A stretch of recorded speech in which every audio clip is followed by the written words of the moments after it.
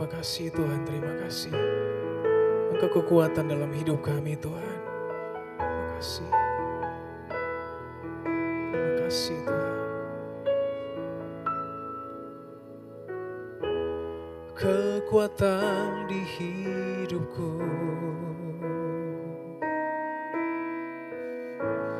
ku dapat di dalam-Mu. Kau teguhkan hatiku, tiada yang mustahil bagimu. Kekuatan di hidupku, ku dapat di dalam-Mu.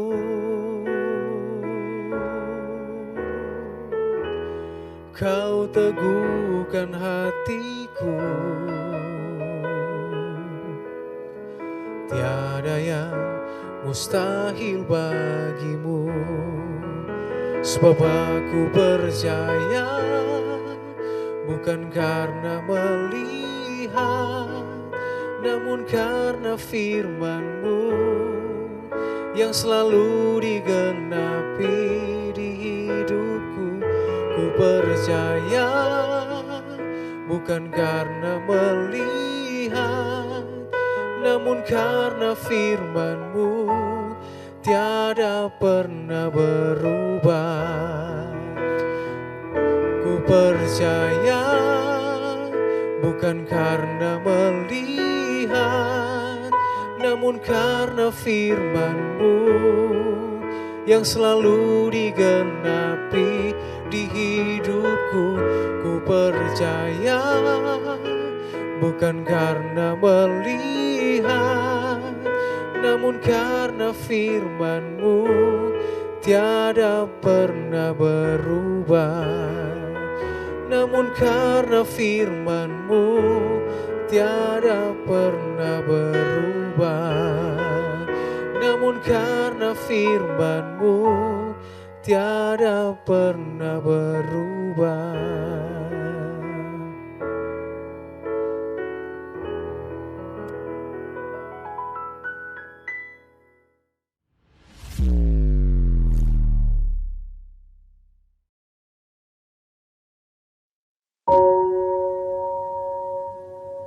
Shalom, Bapak Ibu Saudara yang dikasihi Tuhan.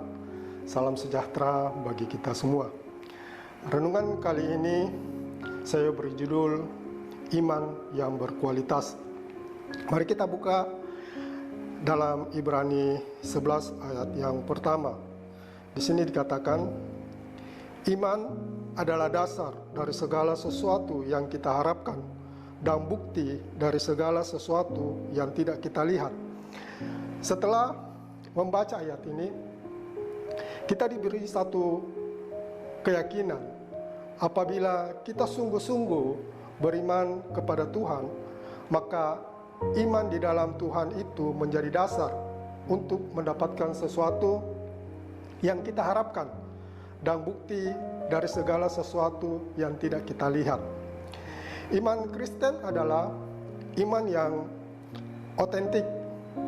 Tidak bisa disamakan dengan seorang yang sedang bermain sulap, dukun atau sihir, karena dasar pengajarannya berbeda. Mungkin di dalam hati beberapa orang bertanya-tanya, mengapa kita harus beriman? Seseorang yang hidupnya tanpa iman akan menjadi hampa dan kosong. Hidup tanpa iman menjadikan seseorang menjadi rapuh, mudah goyah, menjadikan seseorang tidak teguh dalam pendirian. Hidup tanpa iman membuat seseorang mudah frustasi. Hidup tanpa iman menjadikan seseorang mudah kecewa dan hidupnya menjadi tidak berarti. Mengapa hal itu bisa terjadi? Karena tanpa iman seseorang tidak punya pegangan hidup yang kokoh dan kuat. Tanpa iman seseorang tidak punya pengharapan. Tanpa iman seseorang tidak punya nilai hidup yang berarti. Yang ada hanya diliputi perasaan putus asa dan keputusasaan saudara. Untuk mendapatkan kualitas suatu bangunan yang baik dan kuat, salah satu unsur yang harus dipenuhi adalah harus mempunyai fondasi yang memenuhi standar kualifikasi yang baik dan benar. Seorang pekerja bangunan yang bijak akan memulai membangun sebuah bangunan dimulai dengan menggali fondasi ke dalam tanah.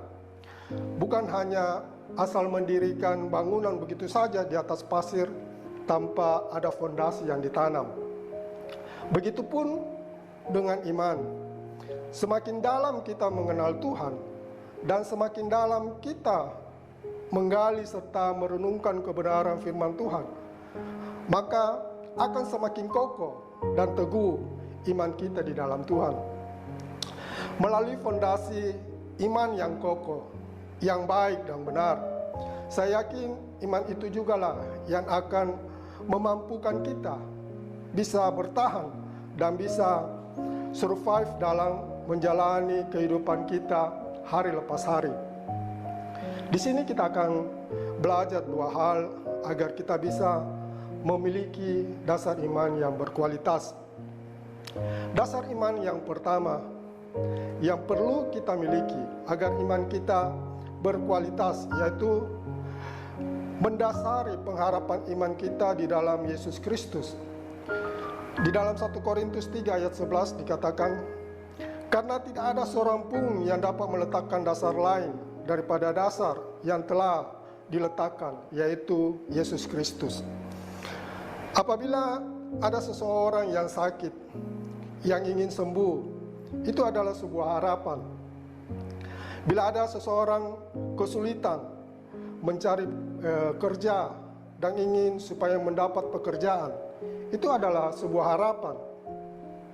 Bila ada orang yang punya masalah rumah tangga, punya utang piutang, punya anak yang mungkin kecanduan narkoba dan ingin supaya masalah-masalah tersebut segera terselesaikan dengan baik, itu merupakan sebuah harapan.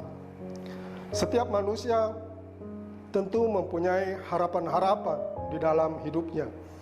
Dan harapan itu bukanlah sesuatu hal dosa, tetapi dasarnya, mintanya harus kepada Tuhan Yesus.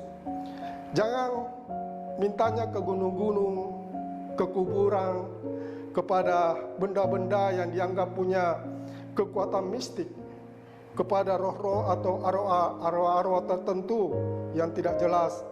Itu sesuatu hal yang keliru.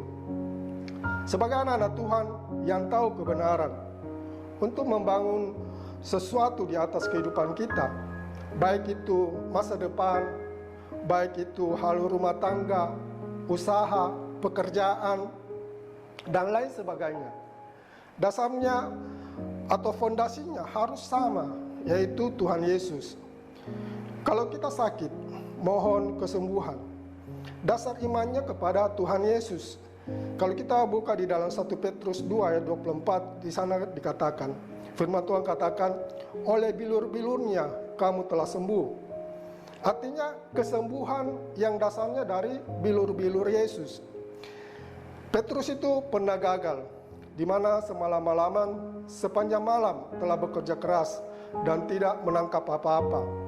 Tetapi ketika imannya memandang dan percaya kepada apa yang dikatakan oleh Yesus, maka Petrus berkata, karena engkau yang menyuruhnya, aku akan menebarkan jala juga.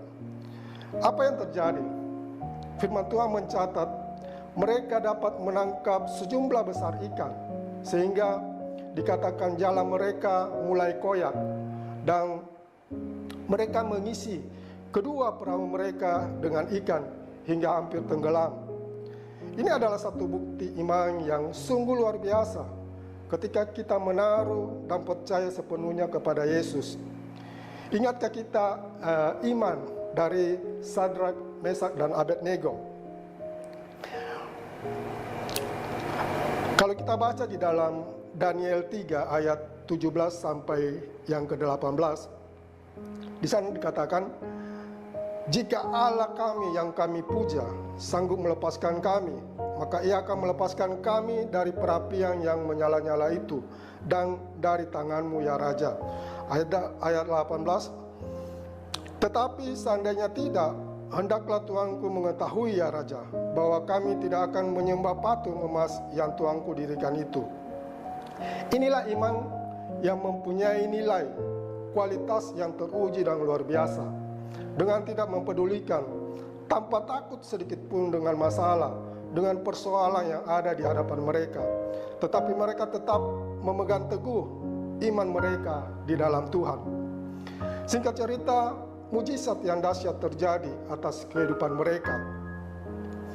Dasar iman yang kedua yang perlu kita miliki agar iman kita berkualitas, yaitu dasarnya adalah firman Tuhan. Kalau kita baca di dalam Roma 10 ayat 17, ya di sini dikatakan, jadi iman timbul dari pendengaran dan pendengaran oleh firman Kristus. Iman ibarat sebuah pohon yang harus dijaga dan dipelihara dengan baik, disiram, diberi pupuk agar bisa tumbuh dengan sehat dan subur.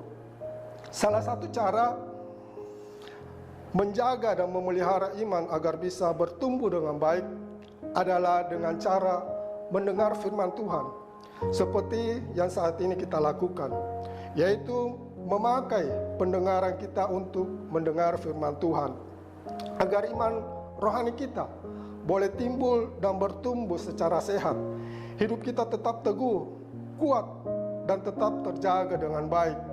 Kita tidak mudah kecewa, tidak mudah menyerah, tidak mudah putus asa ketika menghadapi masalah, ketika menghadapi persoalan hidup.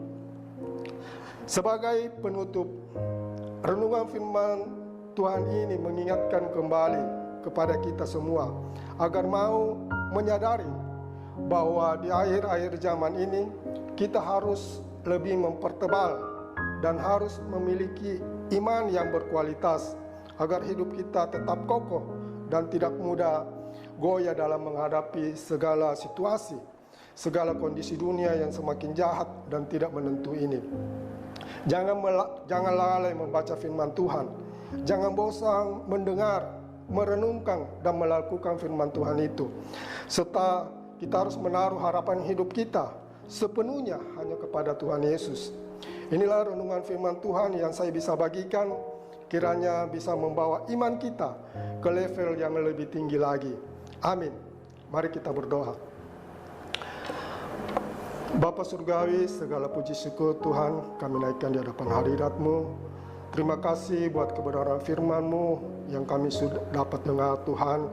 Biar firman-Mu yang kami dengar ini bisa membangkitkan kembali iman kami Tuhan, agar iman kami bisa pelihara, kami bisa tumbuhkan Tuhan di dalam kehidupan kami, agar apapun yang menjadi masalah, persoalan yang mungkin kami harus hadapi Tuhan, dengan iman yang ada di dalam kehidupan kami, dapat membantu kami Tuhan untuk Tuhan melihat mujizat Tuhan, untuk melihat Tuhan jalan keluar yang terbaik di dalam kehidupan kami. Terima kasih banyak Tuhan atas segala kebaikan-Mu, atas segala apa yang Tuhan sudah perbuat di dalam hidup kami ya Bapa. Terima kasih banyak Tuhan. Inilah doa kami, inilah syukur kami yang kami panjatkan. Hanya dalam nama Tuhan Yesus kami berdoa dan mengucap syukur. Haleluya. Amin.